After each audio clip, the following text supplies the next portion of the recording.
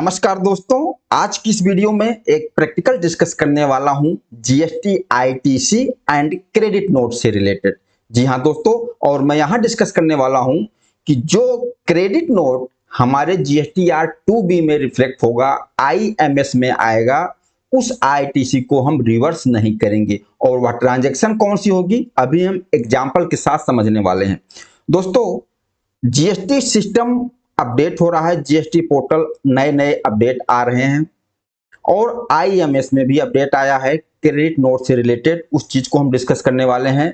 लेकिन कितना भी update GST system, GST portal हो जाए, हमारे सामने प्रैक्टिकल वे में कुछ इस तरीके से ट्रांजैक्शन आती है कि हम सिस्टम के हिसाब से काम नहीं कर सकते।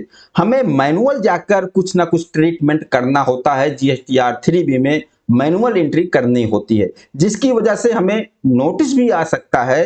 क्यों? क्योंकि हमने सिस्टम के हिसाब से काम नहीं किया। हम अपने उस जो ट्रीटमेंट किया उसको हम प्रैक्टिकल वाइज सिस्टम को नहीं समझा पाए। फिर अगर नोटिस आता तो हमें ऑफिसर को एक्सप्लेन करना होता है कि हमने मैनुअल क्या ट्रीटमेंट किया है। दोस्तों, पूरा मैटर हम एक एग्जांपल से समझने वाले हैं। आइए समझते हैं। मान लीजिए हमने कोई रिपेयर करवाया और रिपेयर का हमारे पास बिल आया 59,000 का, जिसमें 9,000 जीएसटी चार्ज हुआ है।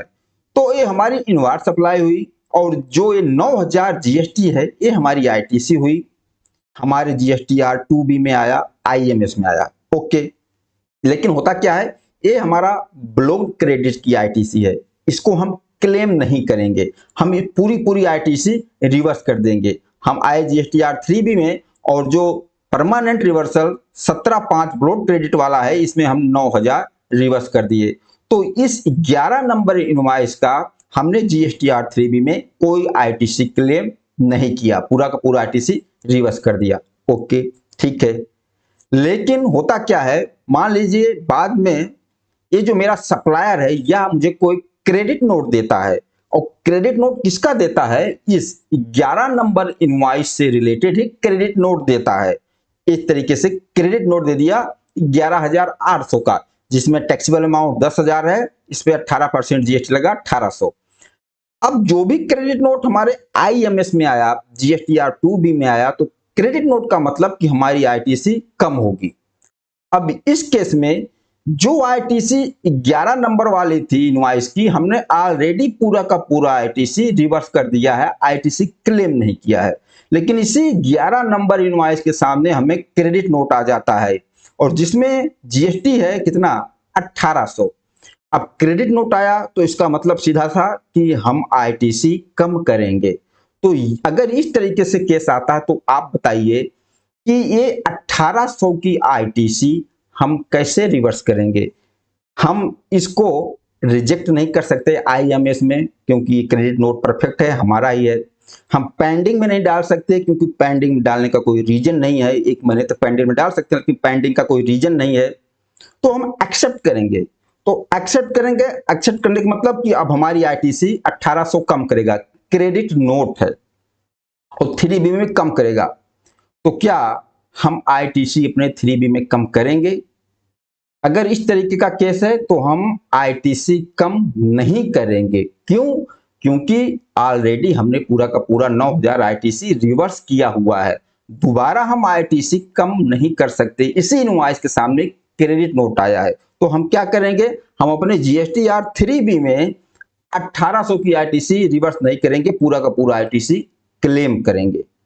अब यहां पर यह भी बात आएगी, फिर सिस्टम मिसमैच आएगा। वही तो बोल रहा हूं, हमने सिस्टम के हिसाब से काम नहीं किया, हमने मैनुअल अपना ट्रीटमेंट कर दिया। अगर इन फ्यूचर नोटिस भी आएगा तो हमें इस 11 नंबर इनवॉइस को अपने रिकॉर्ड में हाईलाइट करके रखना है, और इसके सामने जो क्रेडिट नोट आया जिसको हमने 3B में रिवर्स नहीं किया, इसको भी हाईलाइट करके रखना है, जिससे कि हम ऑफिसर को बिल्कुल प्रॉपर तरीके से एक्सप्लेन कर सके कि एक क्रेडिट नोट इस तरीके का है जिसको हमने रिवर्स नहीं किया है। ठीक है, एक तो एक तरीका हो गया।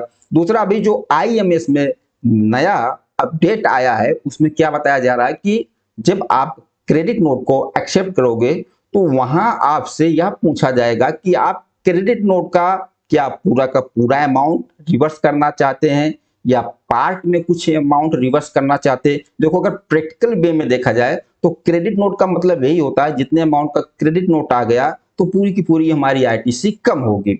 लेकिन फिर भी सिस्टम आया है, तो हो सकता है जो पॉइंट जो केस हमने यहाँ आपसे भी डिस्कस किया, यहाँ हमारे ये देख लेते हैं हम आईएमएस। यहाँ अगर हमारा क्रेडिट नोट आएगा आईएमएस में, जब उसको हम एक्सेप्ट करेंगे तो जो वहाँ हमें मॉडिफाई करने का ऑप्शन मिलेगा कि इस अमाउंट में कितना आईटीसी आप रिवर्स करना चाहते हैं, पार्ट में रिवर्स करना चाहते हैं या पूरा का पूरा रिवर्स करना चाहते हैं। अगर आप पूरा का पूरा अमाउंट वहां इंटर कर दोगे तो पूरा रिवर्स हो जाएगा, तो हम वहां जीरो कर देंगे कि इस क्रेडिट नोट के सामने हम कुछ भी नहीं रिवर्स करना चाहते हैं, जीरो करके एक्सेप्ट कर देंगे। तो हो सकता है सिस्टम को समझ में आ जाए कि इस क्रेडिट नोट के सामने टैक्स पेयर ने आईटीसी रिवर्स नहीं किया है, तो कुछ वहां नोटिस हो जाए। तो हो सकता है कि ये हमारे यूज में आ सके अगर इस तरीके के हमारे पास ट्रांजैक्शन आती है। दोस्तों एक प्रैक्टिकल केस था, इस तरीके से बिल्कुल हो सकता है। इसलिए मैंने बोला कि सिस्टम कितना भी अपडेट हो, हमें प्रैक्टिकल वे में कुछ ना कुछ मैनुअल ट्रांजैक्शन, मैनुअल ट्रीटमेंट करनी पड़ती है।